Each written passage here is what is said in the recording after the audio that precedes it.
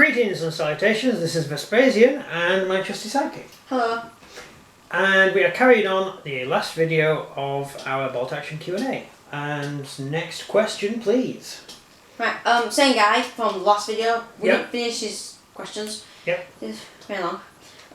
What is the biggest army you have or have had, and do you tend to keep them or sell them on after finishing building or gaming a number of scenarios with an army? The biggest army we have at the moment is our Roman and Jewish army for Hail Caesar. They're our biggest army we've got at the moment.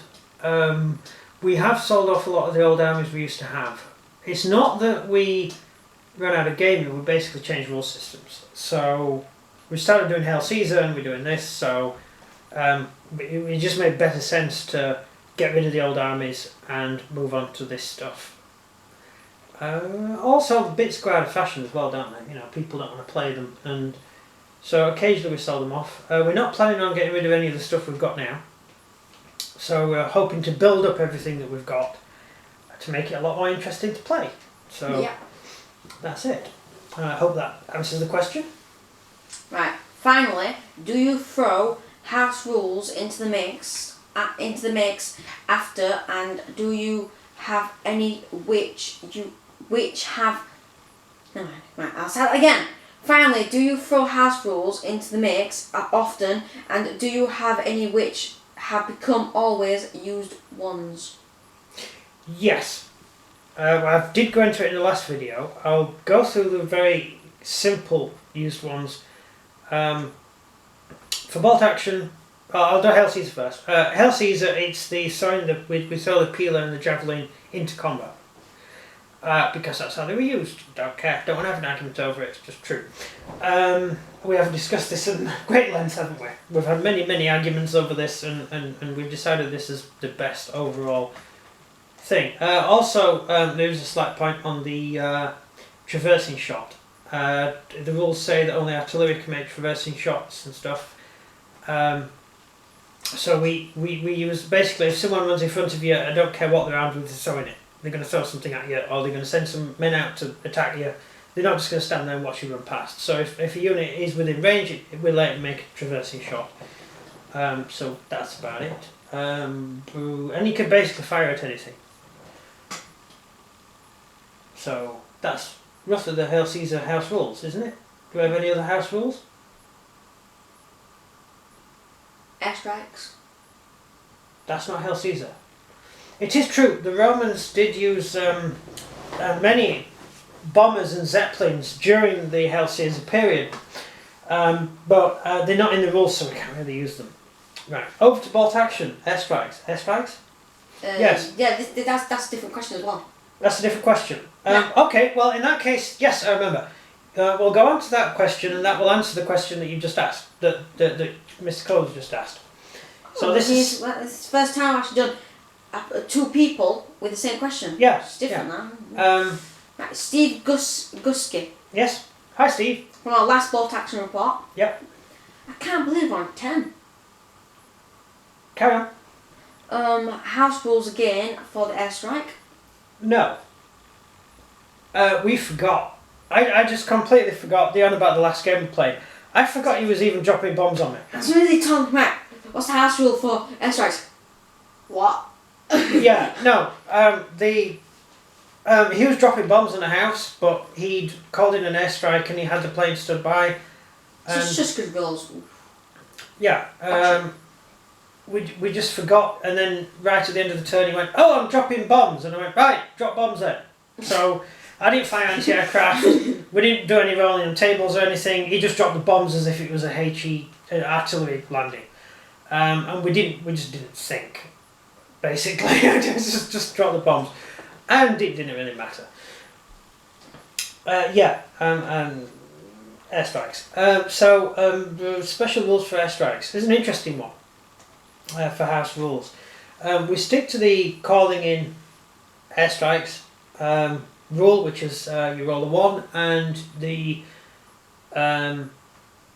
airstrike lands on one of your own units, which it happened a lot. A large amount of people died by being bombed by their own aircraft. Most of this is due to confusion and stuff. So, yeah, that's fine. And then you roll the other dice, and that means that the plane comes in and drops its bombs. And the dice in the middle is basically you have to wait till next turn because the plane can't find a target, or you can choose another target. That's all fine. In real life, you're playing 28mm, which is very, very close in scale. So really, that artillery table would be better suited for a 6mm game or 10mm game, because that's not how airstrikes really work in real life. In theory, you could call in a unit at the front, a forward observer, could radio back or send a smoke signal, whatever, or wave a flag, to let another unit with a radio that could talk to the aeroplanes or the aerodrome to call in some fighters. So generally what would happen is you would have the Germans attacking, and someone at the front would ring up his command and say we've been bombed, and then the command would contact the aerodrome, which would send up some planes to give you air cover. That ain't happening on a 28mm game, and that doesn't really apply anyway. Generally, there was no communication between ground and air in the Second World War. It just didn't happen. You couldn't. There was no way of doing it, and it was too confusing anyway, especially in places like China and Russia and the places where most of the war was fought. It just wasn't doable. There's no way of aeroplane. Most planes didn't even have radios, or they only had a radio that could talk to each other. Most planes weren't equipped with radios anyway. Especially in this period, hardly any planes at all had radios. I think only the squadron leader would have a radio in his plane, so you ain't calling him. And so for a forward observer to be sat there and phone up an airstrike on a building, that ain't going to happen. He isn't going to do that. What that really isn't the forward observer, it's the fact you bought an aeroplane and you have an airplane flying overhead and the airplane sees a target. Basically, the forward observer would either fire a flare to get the airplane's attention and then contact an artillery unit, or maybe a guy with a smoke gun, a pistol that fires a smoke canister. The Japanese and the Chinese, they would use a smoke canister on the end of a pistol, and you would fire the pistol and it would fire the smoke grenade. And that's how you would mark a target for, and basically you're not in contact with the air. The air's nothing to do with you. There are planes in the air, they mean nothing to you. You want something hit, so you fire a smoke round into that building. So this officer here fires a smoke round into this building, through this window, or next to this building. The smoke starts coming up, a plane in the sky sees the smoke, he comes in and drops the bombs on the target next to the smoke. And then goes home. Or drops one bomb and comes back, and whatever. So that's what is really happening in real life.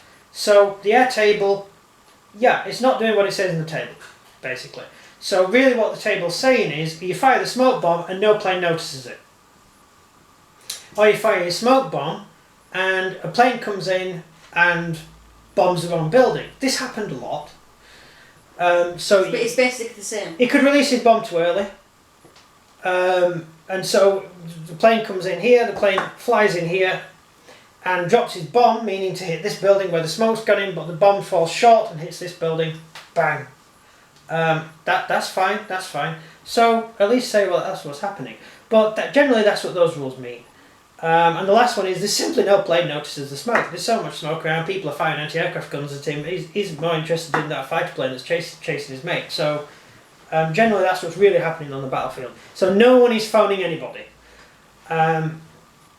Mostly it's just luck. There's a great bit in the film Market Garden, Bridge Too Far, where the character played by Don't Shoot Till You See the Whites of Their Eyes chap orders purple smoke to be fired into the tree line, and then the planes come over and drop purple smoke. The planes come over and napalm the tree line.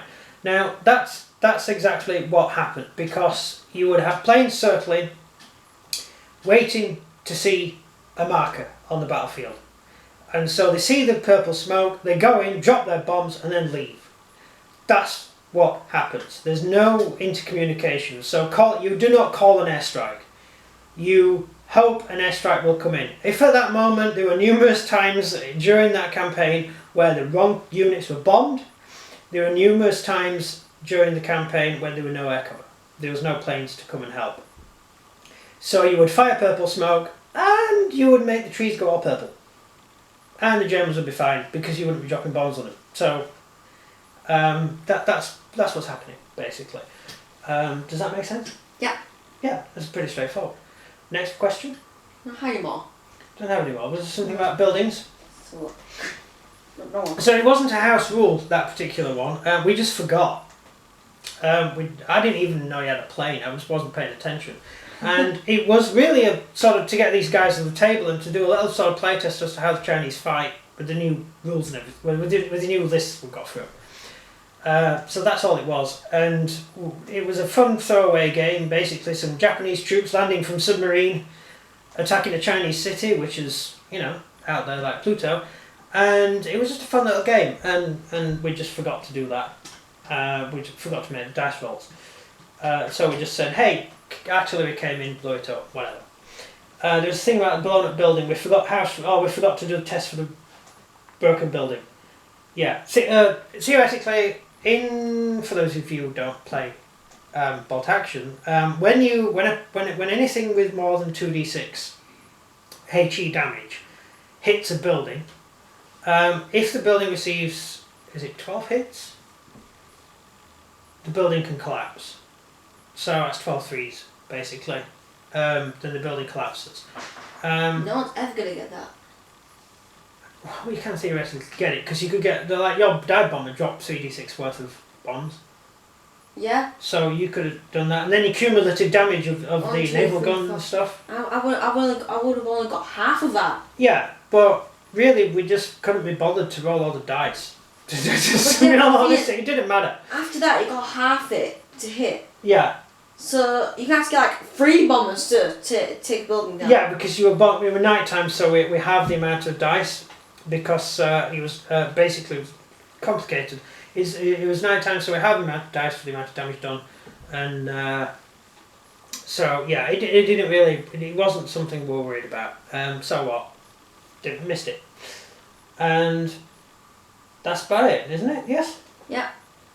And I found what you talked about. In other words, a few missed rules and mechanics such as chance for a building to collapse, and a lot of other things. But still, fun to watch. I don't think we missed much, did we? I don't know much about house rules. House rules? I mean about the rule book. Rule book. Yeah, as in the game. No, we didn't miss much. Well, they're the only house rules we've got, really, aren't they? More or less.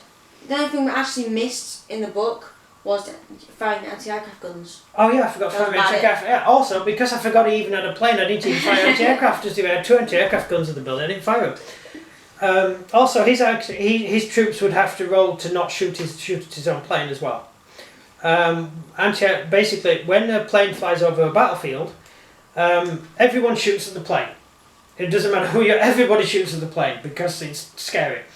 And so he would have to roll to see if his troops would also fire their anti-aircraft guns at the plane, which is probably why over that side, so his submarines' anti-aircraft guns didn't just blow it out of the sky. That did happen. That happened all the time. Basically, if you can hear a plane, you start firing anti-aircraft into the sky because you're terrified.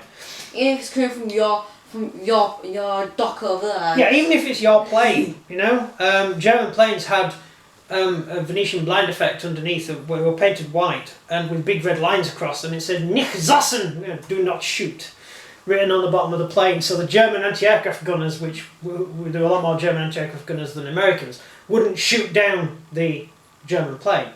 Japanese planes used, they painted their undercarriages white with a single roundel, which was unfortunate because so did the British. So we tended to shoot down our own planes thinking they were Japanese, which is why we stopped using the roundel after that. We used the blue. But before then, it was easy to mistake British markings for Japanese markings. So our anti-aircraft gunners would just, and our fighter planes would shoot down British planes, because one of our ships, aircraft carriers, actually shot down some of our own torpedo bombers that were trying to land because they thought they were Japanese. And there was another instance where a Japanese plane actually flew along the deck and dropped a bomb because the gunners thought it was British. So we shot our own planes, but we shot our own planes down, and then a Japanese bomber just dropped an egg slap in the middle of the lift mechanism because our gunners were, oh, it's all right, it's one of ours. But we're around, mate. Yeah, that's it's life, and that's a great rule. Very seldom do you see a rule system with that actual thinking going into it. So you can actually try and stop your own men from shooting, because you got an officer who's got a brain and paying slightly more attention, going, "Don't fire! He's one of ours." And so you have to roll based on your morale as to whether or not your guys decide to shoot it anyway. Well, on Taiping, Georgian was incompetent. So if planes were around and we could react to world generals... Yeah, he'd probably order them to shoot, yes. Yes. Yeah. So as to anything else we missed, I don't know. We did a building and everything right, didn't we? Yeah. The awkward bit was with the fighting at night, which really limited the amount of shooting. One annoying thing about bolt action is it doesn't cap at 6. Most rule systems, when you get up to needing a 6 to hit, say you need a 6 to hit. Bolt action says when you go to 6, you can then go to 7, meaning you have to roll 2 dice and get 6s both times to hit, which gets annoying.